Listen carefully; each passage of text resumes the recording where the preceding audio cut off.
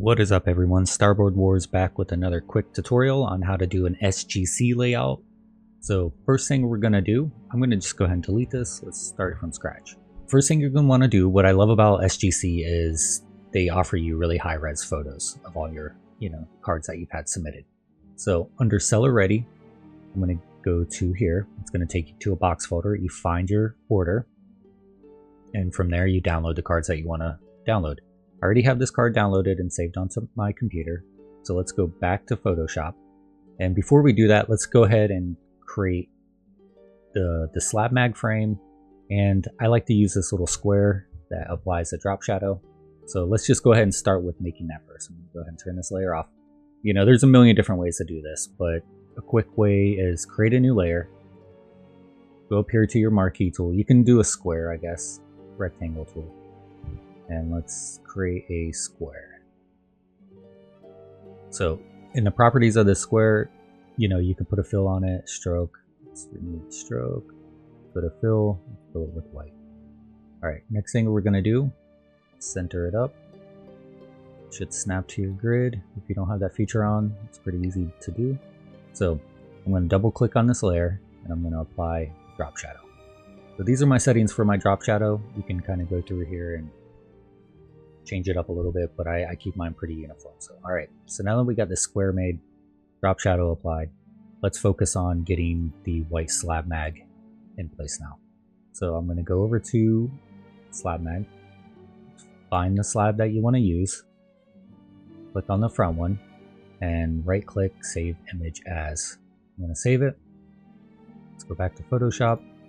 I'm going to place this image, so for me it's Control-Shift-P, where you can go into your file menu and place embed.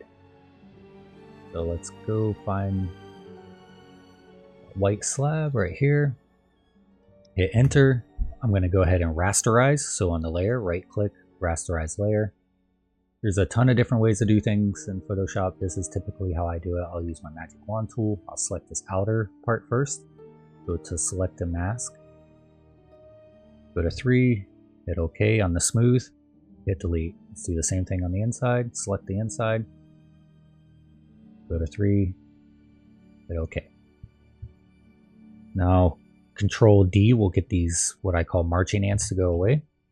So now that we have our slab, I'm going to ignore that little square in the background for now. So what I want to do is match the rest of my frames. That way my layouts stay uniform. So as I'm doing this, I'm holding Shift or Alt, I'm sorry. Okay, now that we got our Slabmag placed, let's scale up this white box in the background as 2, but as well to fill up the back of it.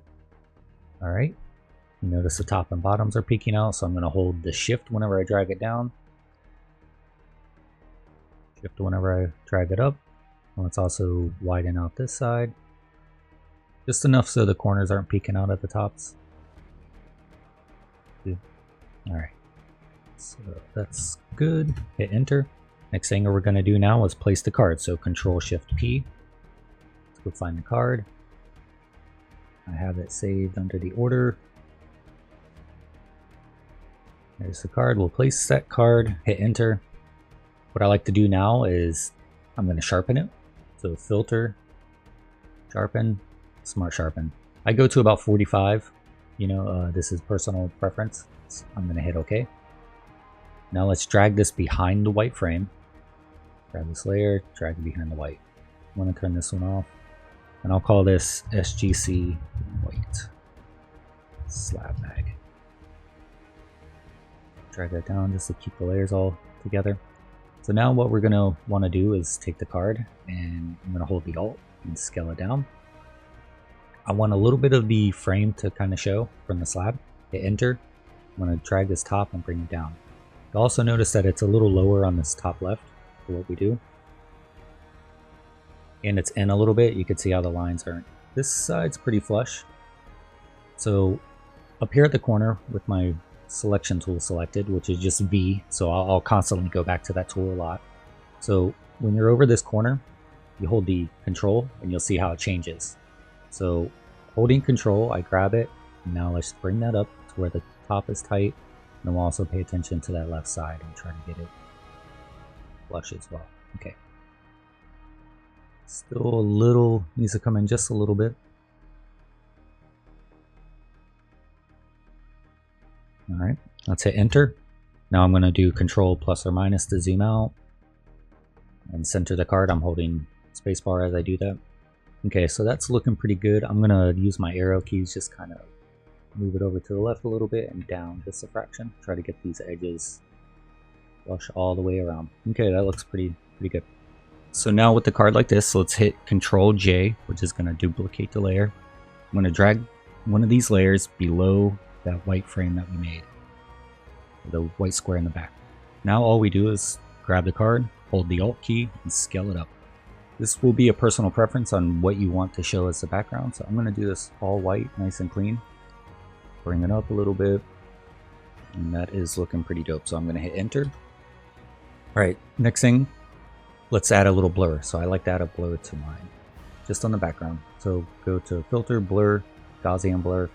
Personal preference again, I go around 4 to 5, something like that. I'm going to hit enter. And that is how you create this layout. Super easy, super fast, simple. If you have any questions, concerns, please reach out. More than glad to help. If you got suggestions on making things faster, easier, comment below. But may the force be with you.